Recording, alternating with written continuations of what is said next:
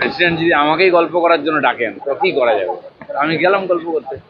যাই হোক, সংগঠনের ব্যাপারে ডিটেলস কথা হয়েছে, পশ্চিমবাংলার ইলেকশনের প্রস্তুতি, সংগঠন, বাকি বলেছেন যে জোরদার কাজ করুন, এটা বলেছেন। दायित्व এখন কি করে দেবেন? सेंट्रल प्रेसिडेंट से बात हुआ कि अच्छा से काम करिए सब लोग, बस।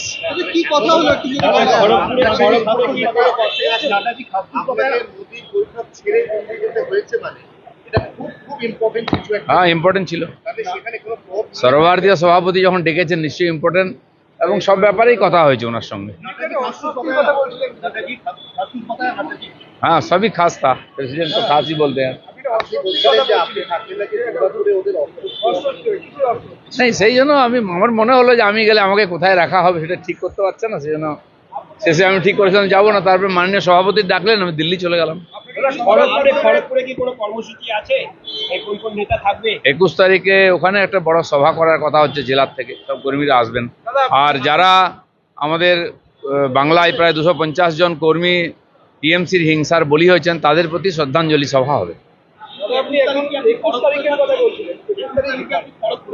21 তারিখে খড়গপুরে কার্যক্রম আছে।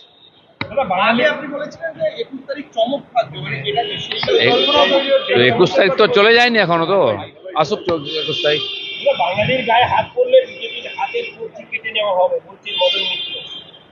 ওনার হাত সোজা আছে এখন? হাত পাই তো নড়ে। এইসব ডায়লগ মেরে বেঁচে থাকার যে চেষ্টা, মালদার প্রেসিডেন্ট মদনবাবু, এখন ওদেরকে কেউ পোছে না, গুরুত্ব বাড়ানোর চেষ্টা চলছে পার্টিতে। আর এই জন্য এইসব ডায়লগ, এতে বাঙালির এতে কান দেওয়া দরকার নেই।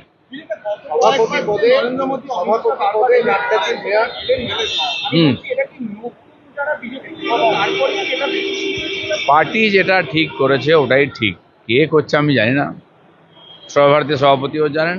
তো পার্টি যে ডিসিশন নিচ্ছে ওটাই আমাদের ডিসিশন, মেনে নিতে হবে।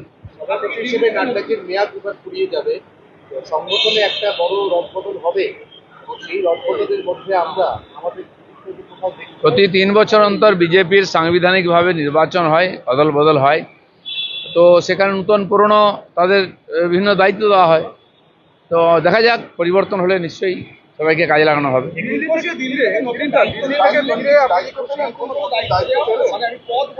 পদ তো রাস্তায় দিয়ে দেওয়া হয় না, ওটা সাংগঠনিকভাবে ঘোষণা হয়, অবজ্ঞা করি। তো দায়িত্ব হলেও এটা ঘোষণা করা হবে, এমনি মুখে মুখে বলে দেওয়া হয় না। নিশ্চয়।